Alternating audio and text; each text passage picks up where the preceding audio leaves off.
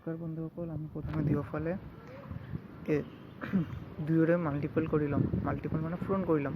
তো দুয়োৰে মাল্টিপল কৰি ল'লে আমাৰ 2a স্কুৱেৰ, তাৰপিছত 2b স্কুৱেৰ, 2c স্কুৱেৰ এনেকুৱা টাৰ্মখিনি আমি পাই যাম।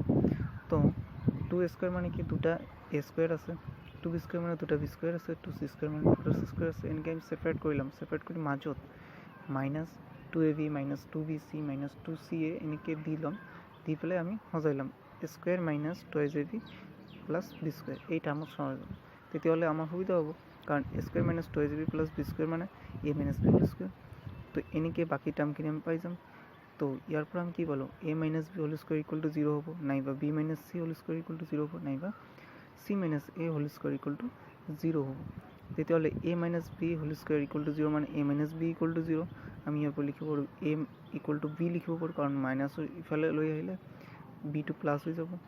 ঠিক তেনেদৰে আমি b ইকুৱেল টু c আৰু c ইকুৱেল টু a পাব।